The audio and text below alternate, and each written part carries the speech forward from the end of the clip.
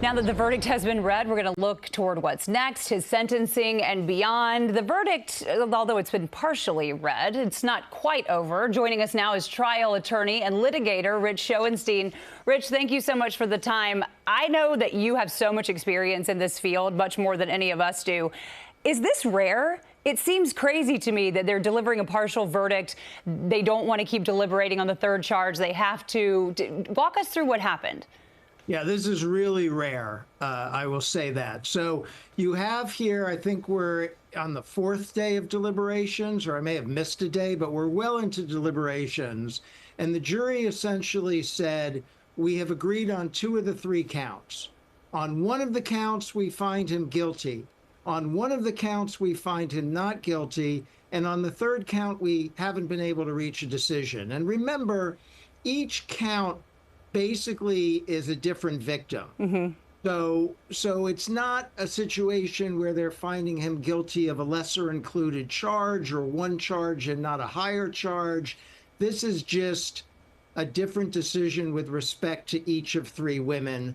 One they decide guilty, one they decide not guilty, and one they haven't reached a verdict yet, and they have to come back again tomorrow to see if they can do that. Well, and the reason they're coming back tomorrow is because the judge told the court everyone needs to cool off. And that is, of course, because of this drama with the jurors. Twice now, a juror, even the foreperson, has gone to the judge saying, I'm being bullied. I don't want to change my mind. I can't go back in the jury room, things like that, to which obviously Weinstein's defense is extremely offended. Arthur Aidala said he was disgusted that this was not just being thrown out entirely. The judge called it schoolyard antics. What's your take on that? Yeah, well, Arthur Aidala is a great defense lawyer. And on the one hand, if you ask him what time of day it is, he responds, mistrial. He's constantly asking for a mistrial. Yeah. But he's right to be concerned about this. I mean, these are very serious allegations from inside that jury room, you know, of misconduct, of jurors exerting unfair pressure on really kind of abrasive discussions in the jury room. And he's right to be concerned about that. He's right to press the judge on the issue.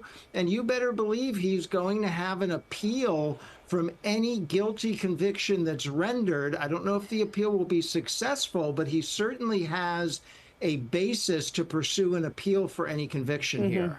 I wanted to ask you also, for our viewers watching, can you explain what an Allen charge is? The judge said that he may charge the jury or instruct the jury with an Allen charge. What does that mean? An Allen charge, we also sometimes call it a dynamite charge. It basically is the final emphatic charge you give to the jury about their duty to render as best they can a unanimous decision, the importance of rendering unanimous decision. And generally, when you get down the road in long deliberations and you have a jury telling you they can't come to a verdict, a judge will give that instruction, give them one more chance, and if they still can't reach a verdict, if they still don't have unanimity, then you have a hung jury, then you have a mistrial. Okay, thank you. That makes it much more easy to understand.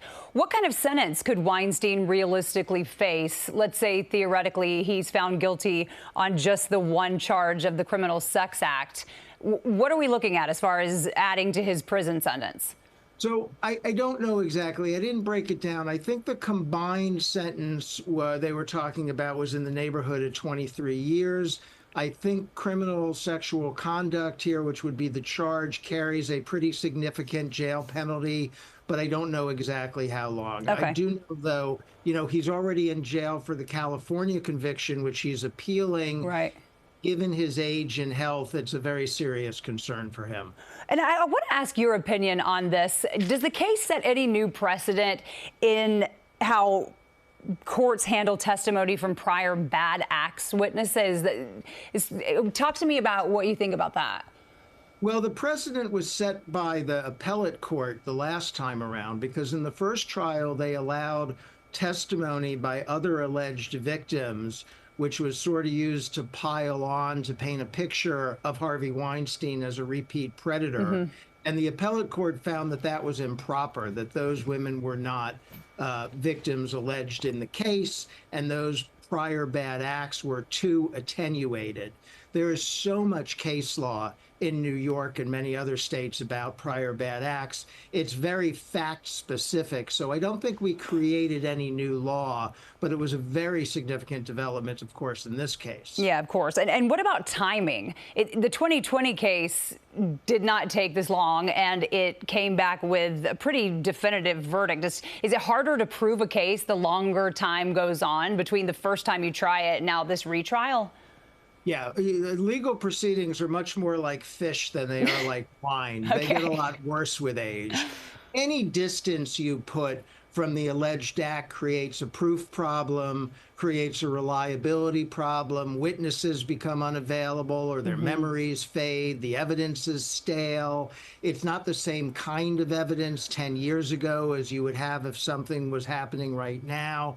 So it's much more difficult to prosecute an old case. It just is. Rich Schoenstein, thank you so much for helping us understand the legalities of what happened today, making it so easy for our viewers to understand. We really appreciate your time. Happy to do it. See you soon. Thank you. So again, that breaking news, a partial verdict has been reached in the retrial of Harvey Weinstein. The one count that the jury still has not been able to agree on is third-degree rape. They have been dismissed for the day. They will return tomorrow to resume deliberations, but he was found guilty on one count of criminal sex act, not guilty on the second count of criminal sex act. And that deliberation will continue tomorrow. We will continue to bring you any new developments as they happen. We'll have the latest update tonight on CBS News New York at 5 o'clock. Thanks so much for having us in. I'm Jessica Moore. We'll see you at 5. This has been breaking news.